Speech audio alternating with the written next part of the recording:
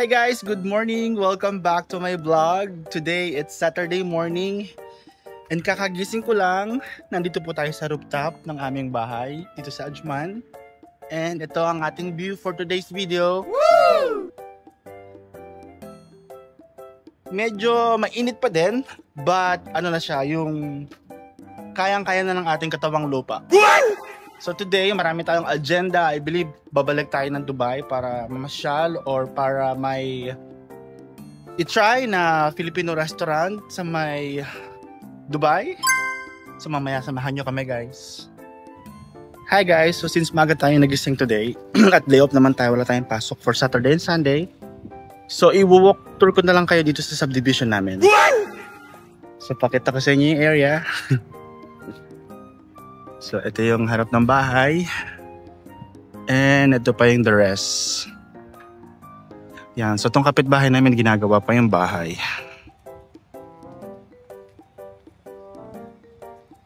So mostly ng mga bahay dito is villa, but dun sa may front side is mga... So mag-walk tour lang tayo for today's video. Kasi nakakatawa nung tumira kami dito nung lumipat kami dito nung May.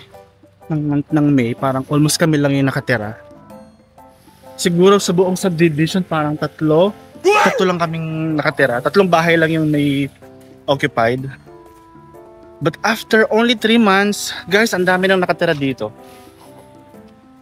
Sobrang bilis lumago ng community, nakakatawa. May mga Pilipino rin kami nakita dito tuwing umaga. Ni-walk nila yung dog nila. Nakakatuwa lang. Ibang-iba yung life namin sa Dubai compared dito sa Ajman. Dito kasi more peaceful. Tapos walang traffic. Malalaki yung bahay, hindi siksikan. Slow pace ba kung tawagin? Unlike sa Dubai, kailangan mabilis ang kilusan, mabilis ang galawan. You know, ang gaganda ng mga villa guys, oh. Imagine kung ito yung makikita mo tuwing umaga pagising. Although marami pa ding construction ng nagaganap. Still maganda na yung community niya. Sa area na to guys, marami pa rin ginagawang bahay. Yan. I think after few months, punong-puno na to ng mga tao. Ito oh, ginagawa pa lang tong hilera na to. Pero yun doon tapos na. Tsaka yun doon. Ito ginagawa pa lang. Itong mga area na to. Diba ang bilis ng progress? I mean seriously talaga guys. Nung lumipat kami dito nung month of May. As in wala pa talaga to. Tapos parang 2-3 bahay lang yung occupied. Tapos puro ano pa siya. Puro buhangin pa. But after just a matter of 3 months lang, like boom, kasi dumami talaga yung tao dito. And dumami din yung construction pa. Guys, nandito na tayo sa may dulo ng subdivision o ng community namin dito sa may Ajman. And sa loob mismo ng community guys, may mga tinatayong retail shops. Ayan o, mahabang ano siya, mahaba or malaking area siya na puro retail shops. So I think it will be open soon. I hope meron ditong talipapa, may Jollibee, may mga inasal. Because I miss those food. And sana meron ditong supermarket kasi malayo kami sa supermarket. So kung meron ditong supermarket, kung may supermarket dito guys, much better. Kasi walking distance na lang siya sa bahay. So yun guys, yun lang yung tour dito sa aming subdivision. Wala dito may football field dyan. So tuwing gabi maliwanag dyan kasi may mga naglalaro dyan ng football. So by winter, try din namin pumunta dyan and manood ng games. Balik na tayo ng bahay. Guys, nakabalik na kami ng bahay. So nalibot na namin yung buong subdivision. Sobrang init pa din. Though bearable naman, kaya na siyang lakarin.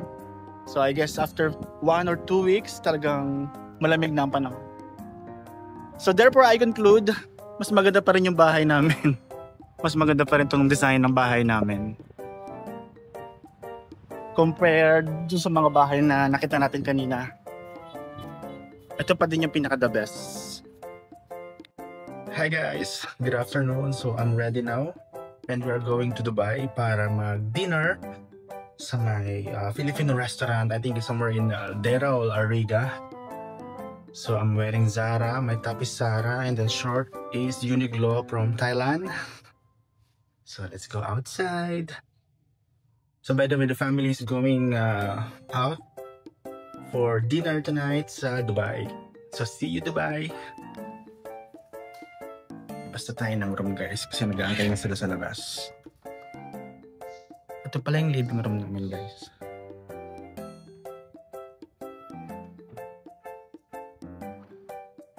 Meron kaming olive tree dito. And the chandelier. Wow!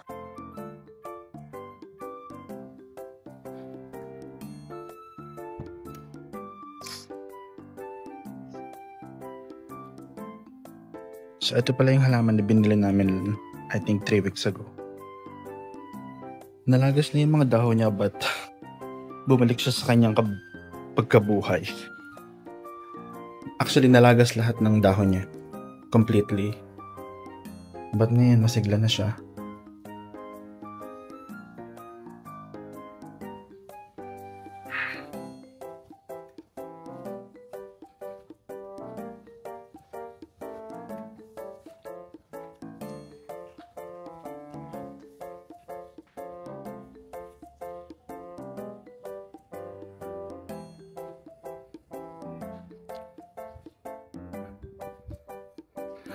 Ayan yung makulit naming aso. Chloe? Huh?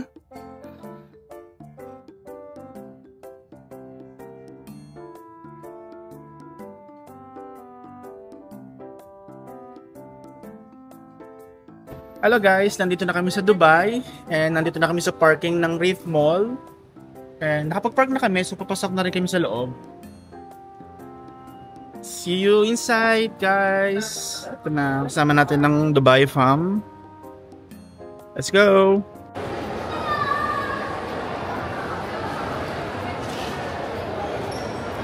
So, balik kami after 1 hour kasi 1 hour yung waiting. So, magko-coffee muna kami for today's video bago kami bumalik sa may Bicolanos, Inasal. So, coffee. Nag-order na kami ng coffee dito sa may Coffee. Ito pala yung mga in-order namin. So, meron ditong matcha latte. Pwede palang gawin kutsara yan. So, first time ko matry itong Coffee. Yan, first time ko siya matry. And matcha coconut latte. The best. So guys, ito na yung in-order namin sa Bacoleños Grill dito sa may Reef Mall.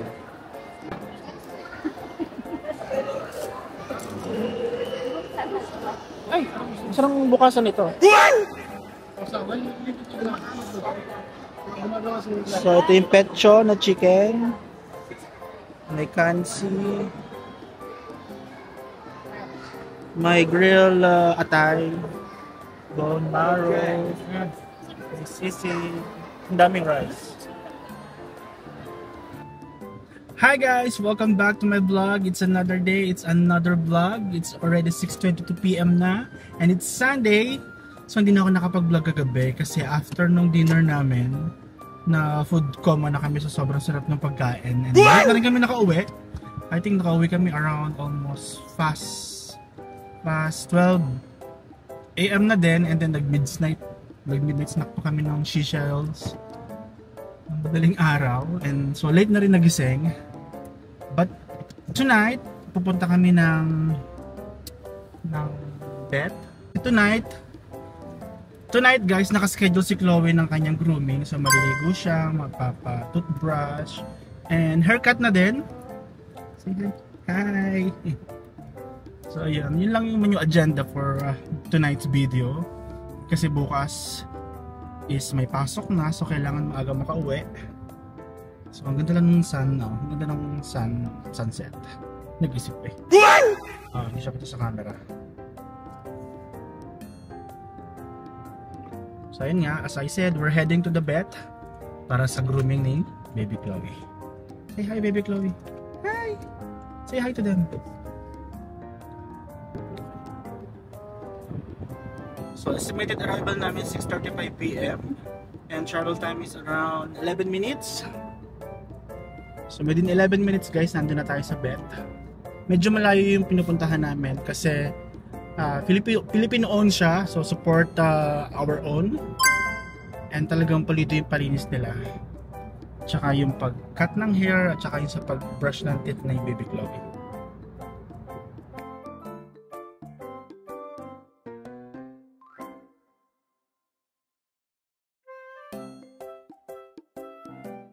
Hello guys, nandito na tayo sa My Bet kung saan natin papagrooming si Chloe.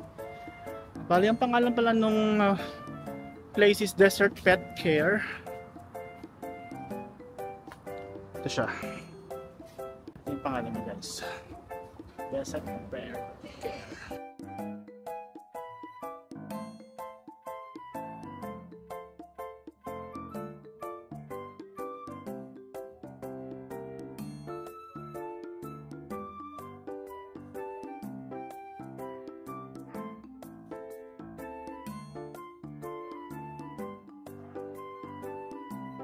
Ang cute guys, so American Bully.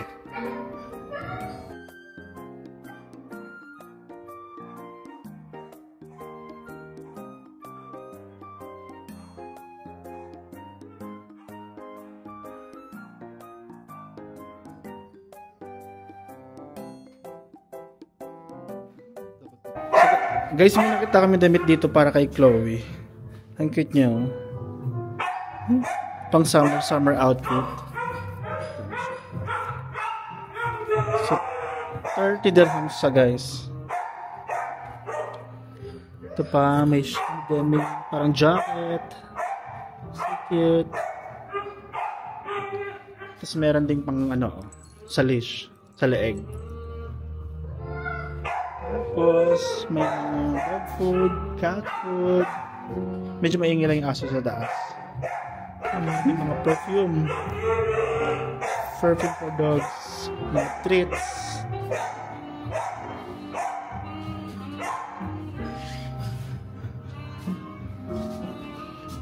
Again guys, kung gusto niyo makita tong shop guys, located siya dito sa may Ajman. Ang timings niya are from 11 AM to 10 PM from Monday to Thursday. And Friday to Sunday is from 1 PM to 10 PM. Ito yung pangalan niya guys, Desert Pet Care. And ayun lang yung boundary ng Sharjah. Kabilang side, opposite side.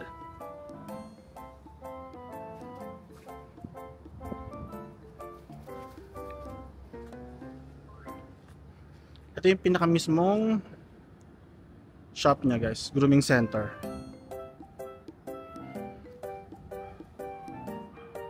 Picturean din natin. Pomeranian teacup daw. Ang cute!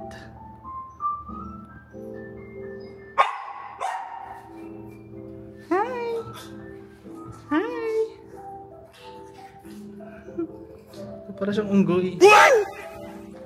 Alam, ang cute ng husky. Ang cute ng husky.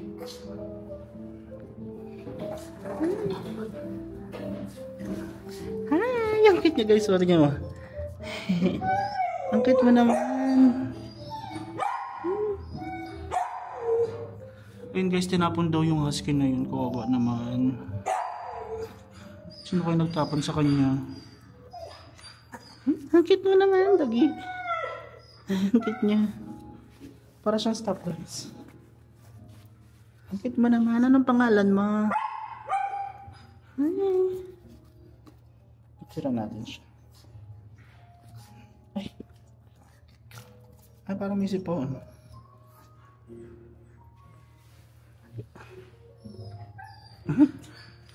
Hi! Hi! Anong pangalan mo, little dog? Ang cute. Pomeranian din daw siya guys, but teacup version. Cute nan. Ang cute mo naman. Yung sa akin guys, husky oh. Inabandon daw siya. Kawawa naman. Hi! Halika, bebe. Ang cute mo. Ang cute naman yan. Bye-bye. Bye-bye. Bye-bye.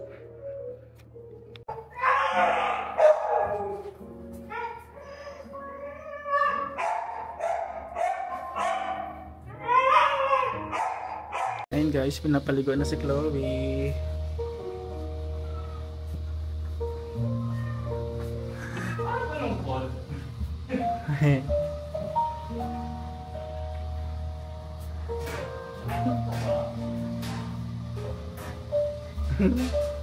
Ayun na si Chloe guys, pinapaligo na siya.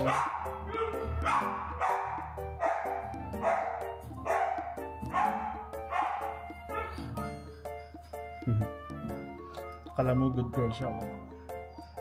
Oh, dito naman yan. So ayun na siya, after mag-shower, mukha na siyang daga.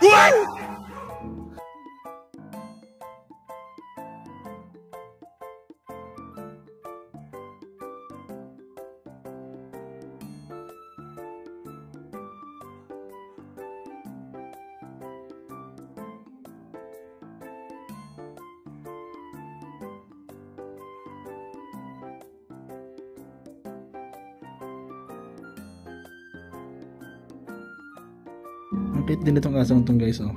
Ang bait niya.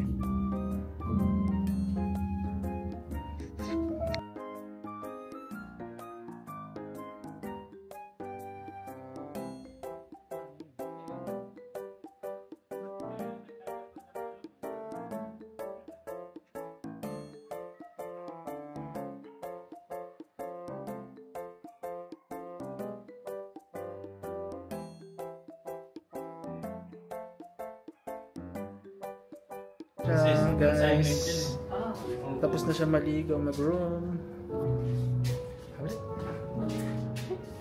Sa'yo, may tutalon ba? Ay? Bango, diba? Ang bango naman yan. Ginamitan niya ng pabango. So, Wala tayo. Wala naman eh.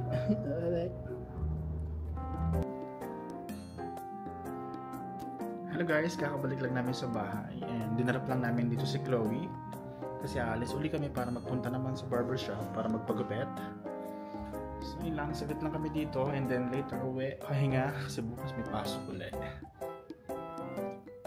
Hi guys, good evening and welcome back to my channel. So nandito na tayo ngayon sa may salon, sa barbershop, and nag-wait na lang tayo ng ating turn kasi medyo mahaba ang pila. Pero sabi ni Mahamud, pupunta kami sa shop ng saktong 11 PM para yung turn namin para magupitan niya. So, yeah. Actually, pumunta na kami rito kanina ng mga 9 PM pero pinabalik kami ni Mohamed. Kasi ang haba ng pila kanina. Kung makikita niyo yung sahig ng salon nila guys, tingnan mo. Apakadaming buhok sa sahig. Kita niyo ba? Ayun. So sobrang dami. So sobrang haba ng pila kanina. So sabi sa amin itong nagugupit is balik na lang kami ng 11 PM kasi it's Sunday ngayon and maraming naka-line up. Especially mga students kasi nga back to work na bukas. By the way guys, yung nagugupit sa amin is Arab.